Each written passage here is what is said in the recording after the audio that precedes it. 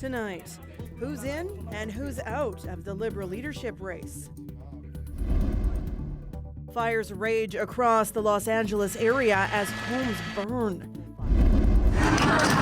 A new group of pinball wizards in Saskatoon is tilting tables toward women and non-binary players. This is CBC Saskatchewan News.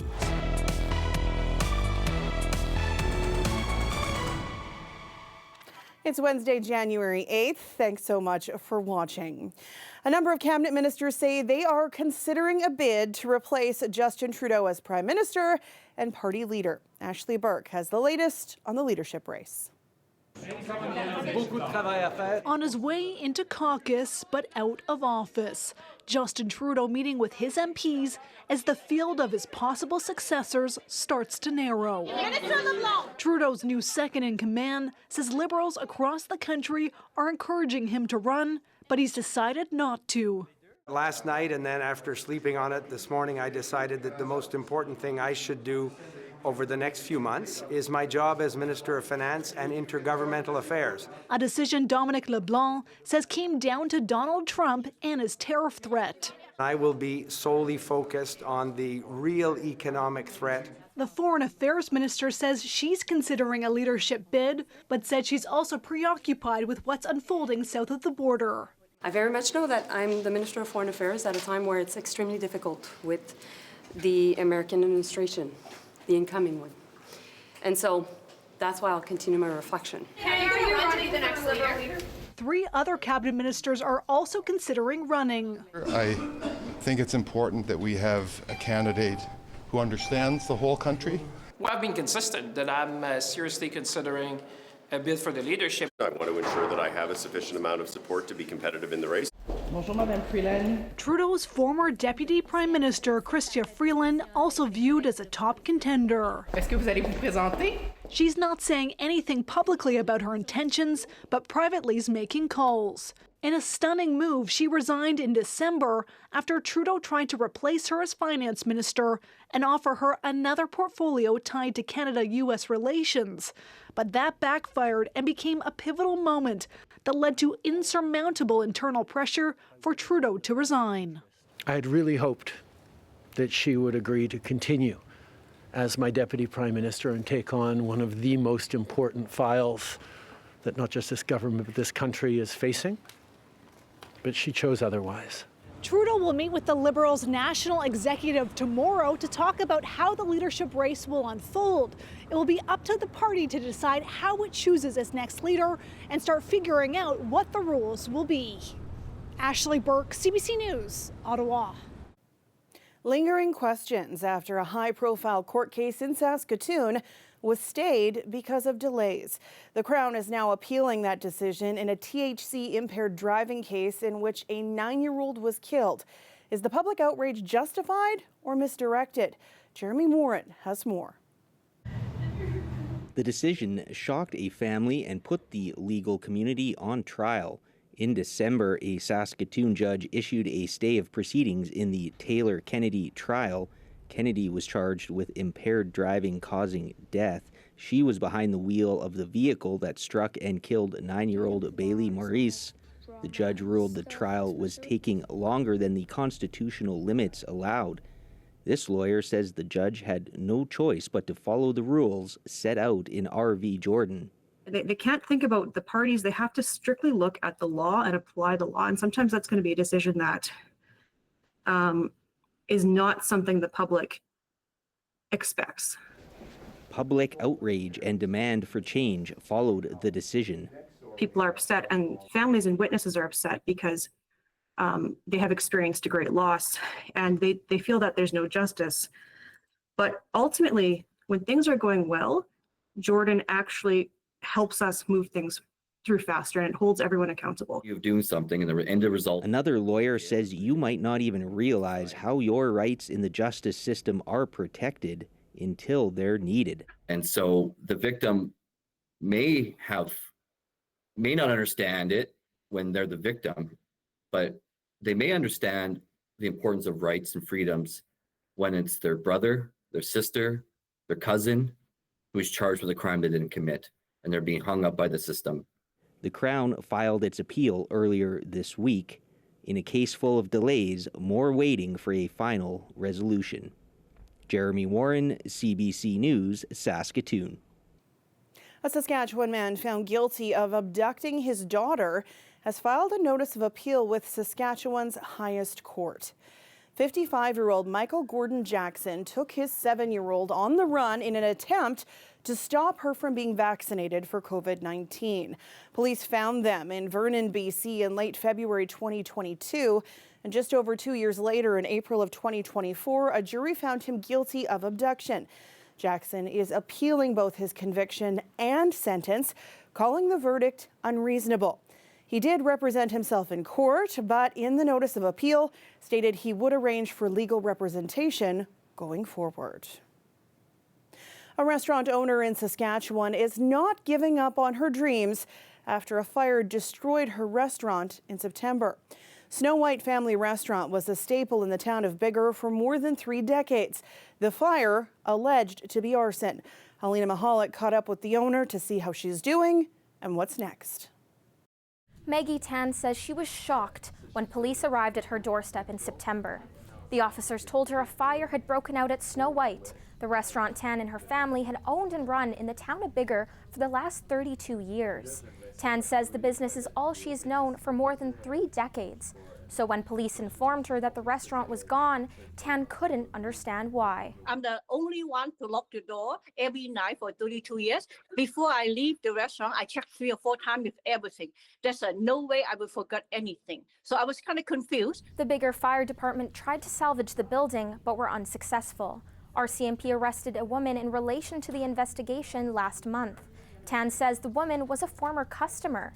Biggar RCMP says the woman's motives for burning down the restaurant are still unclear. I cannot say for sure what her reason was or what the motive was in behind that, other than, she does have a long history of substance abuse, so that would play a big factor in it. Originally from China, Tan moved to Saskatchewan 38 years ago and said Biggar became her home. Tan says the restaurant became most popular for its homemade wonton soup, lemon chicken, and ginger beef. With no insurance, Tan lacked the means to fund a rebuild. After the fire, Tan says being without work for the first time she can remember caused her to fall into a depression. Now, with the support of her family, she's ready to move on. Tan hopes to relocate by April and open another restaurant, not in Biggar, but not too far away. It's hard for me to leave, but in the reality, we talk about money and budget. But I just know with the budget, I had to move on. But I'm sure the people, my loyal, good friend, good customer, they will follow me wherever I go in Saskatchewan. In the meantime, Tan plans to operate out of a commercial cooking space in Saskatoon. Tan says she wants to inspire others to never lose sight of their dreams, no matter how many challenges are thrown their way. I have strength. We have to be a good fighter in life because life can be full of surprise. It doesn't matter good surprise or bad surprise. You never know what happened in life tomorrow. So we never give up our strength. Tan says she will miss the town of Biggar, but hopes her new restaurant, which will open under the name Snow White 2, can be up and running as soon as possible. Baeleigh Maurice, CBC News, Saskatoon. Starting this week, wineries in BC can again sell their products directly to Alberta customers. It comes after an interprovincial deal was announced between the 2 provinces last summer. Albertans will be able to order wine from more than 300 BC wineries. In exchange, the Alberta government will get its share of applicable taxes. The agreement runs for a year and will be evaluated. It stems from January 2024, an impasse when Alberta Gaming, Liquor and Cannabis announced it wouldn't stock wine in Alberta stores from BC producers that were selling directly to Albertans. It might be January, but wildfire season will come up quick. And according to a new study using data from the Canadian Forest Service, that season is becoming longer and more severe. The study looked at 2 decades of data on high-severity burns and found that it's also impacting vegetation and tree regrowth. It was done by researchers at the University of BC and published in the Journal of Science. And their results show that it's all due to climate change. The weather has a lot to do with it. And the age of the forest, of course. The weather I'm talking, we're getting, I think, less rain in the last 3 years anyways here in our region. Less rain and the higher temperatures. Seems that fires are more frequent and the duration of the fire season seems to be a little bit longer. Over 40 years that I've been involved in fires in Saskatchewan. The Prince Albert Grand Council has done a lot to prepare for its emergency response, but says the province needs to do more in regard to flood and emergency evacuation planning in the future. Oh, a beautiful day for an outdoor skate in Saskatoon. This is Kamikomi-Wasson Skating Rink beside the Besborough Hotel. If you have been itching to spend some comfortable time outside, the forecast is working in your favor. Ethan Williams will have all the details for you after the break. Stay with us.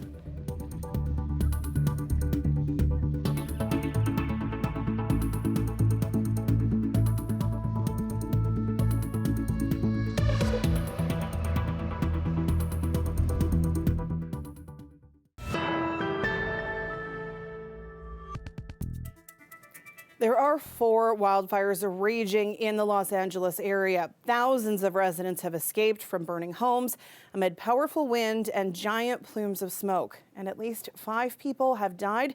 Baeleigh Maurice has more. It's a hurricane of fire. The winds are powerful. The flames are ferocious. The rush to safety is crucial. There were flames on either side of us. The car was very quickly getting smoky. We had wet towels over our faces. Multiple fires across some of California's most exclusive neighborhoods are 0% under control. We watched the mountain go, and we tried to, watch the embers come, and there wasn't many of them until houses down here started catching. And then it started coming over to this block. And tell you, I've been here 47 years. I grew up on this block. I saw the other altitude fires, and it was nothing like this. The largest of the fires broke out Tuesday morning near Pacific Palisades. 30,000 people have been forced from their homes. We got in the car to go, and then all the cars were abandoned, so I had nowhere to go, so I just had to get out of my car and start walking. The smoke is so bad. Up to 10,000 households and 13,000 structures are threatened. There's trees down that have crushed cars and on top of houses. And the fire line's 8 blocks from our home. California has declared a state of emergency. The National Weather Service has predicted a continued red flag weather event with strong winds and low humidities, placing all residents of Los Angeles County in danger. The fires were sparked by a combination of dry conditions and dangerously high-speed winds. Prolonged droughts have meant that the ecosystems are primed for fire, and when you get hot, dry, windy conditions plus an ignition, the Santa Ana winds blow from the desert towards the ocean, and they carry with them fires when they do start. By midday, the Los Angeles fires had already burned nearly 93 square kilometers of property, and the winds and flames show no signs of letting up. Baeleigh Maurice, CBC News, Vancouver.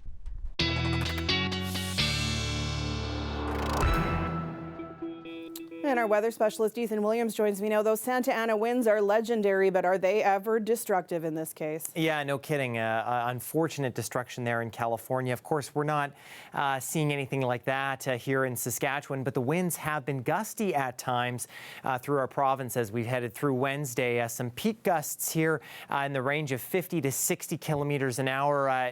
Some being reported near 70 around Regina. I think that's a bit of an overshoot from the weather station there, but still breezier than we've seen these last few days for sure.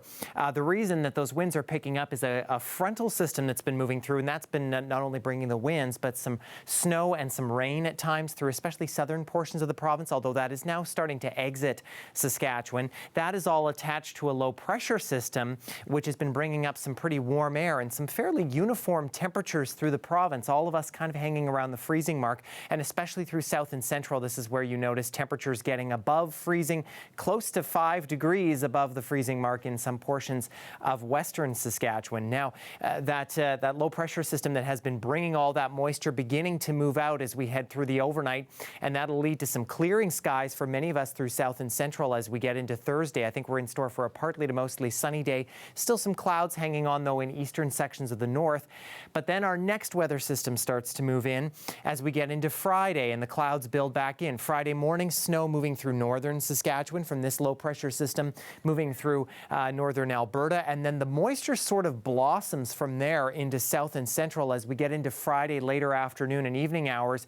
Mostly snowfall for Regina, Saskatoon, and points kind of south and eastward from there. West central Saskatchewan, though, that's where we might see a little bit of mixed precipitation or some freezing rain, and a little bit of that snow still lingering on Saturday morning before that comes to an end and we get some clearing in behind that.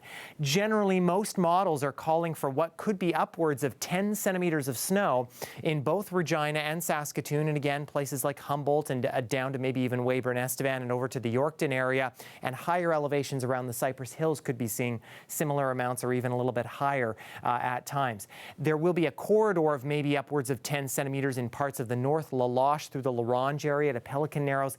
That's where those highest amounts will likely be falling on Friday. Winds still going to be gusty in advance of this, 50 to 60 overnight, especially through the south of the province. And then tomorrow through Thursday, still looking at some gusty conditions here and there in Regina and the southeast. So for Regina, we get the clouds and snow moving back in later Friday before those clear away, and we see some chillier temperatures for the weekend. And Saskatoon, again, I think later afternoon Friday is when that snow starts to move in, ending Saturday. A couple of chillier days, and then things will warm up. So some snow and then a bit of that temperature roller coaster, Sam, happening once again. All right. Thanks, Ethan. You're welcome. Flipping the ball. That's what the Maidens of the North do best. It's a women and non-binary exclusive pinball league in Saskatoon. Teresa Kleem stopped by to watch them compete. Shelby Linlow was never really a competitive person.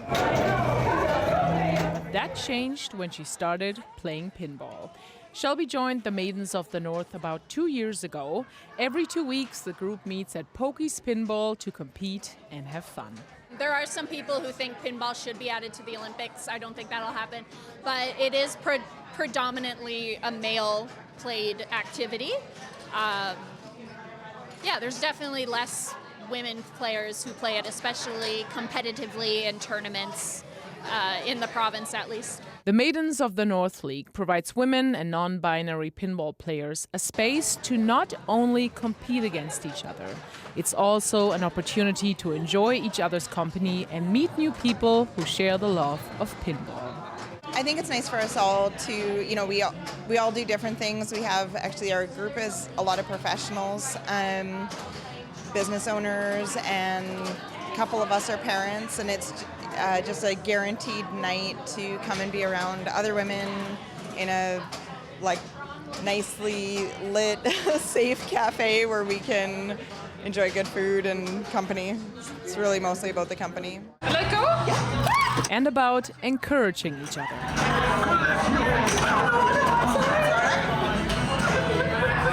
It's a great first ball. We will compete against each other until it's obvious the other person's gonna win, and then we immediately switch sides and root for them to do their best possible. And I think that is something that's unique to the Women's League.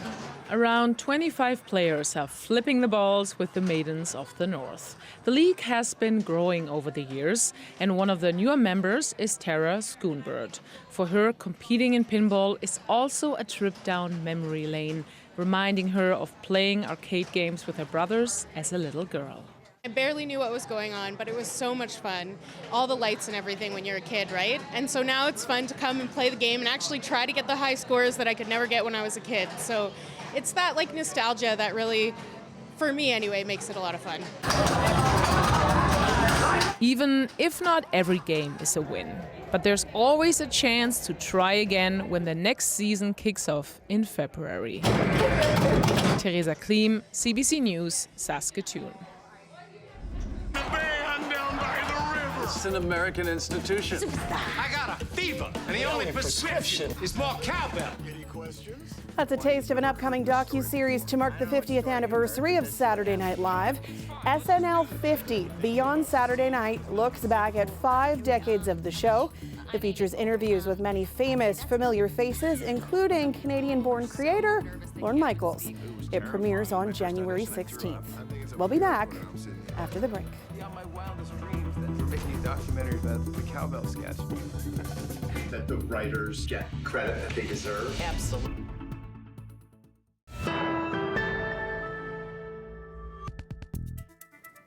A gym class game is hitting the world stage. Regina Youth Dodgeball is sending teams to the World Youth Open in Calgary in February. They'll face squads from around the world, and it's been a lot of work in a short amount of time for the athletes and the support staff. We started around, I'd say a couple months ago. We were just kids that played youth and like youth dodgeball. We just were having fun and rec and just really bonding with our teammates and everything and having fun with the sport. And then we saw the opportunity that there's a new World Youth Open coming up. So then we started a competitive program, and we've been practicing with our team to represent Canada, our city, and our province, and it's been amazing. So it's been a lot of learning the very good and excellent drills and just the situations and strategies to help us win and our goal of getting gold at Worlds. It's been a thing for a long time. Adults have been competing on the world stage for a long time, but now it's time for the youth to shine, and it is a relatively new concept even across the world for the youth to be, performing at this level. So our hope is to continue to grow our recreational program, and for those who want to be more competitive, put them in the stream towards, competing provincially, nationally, and then internationally.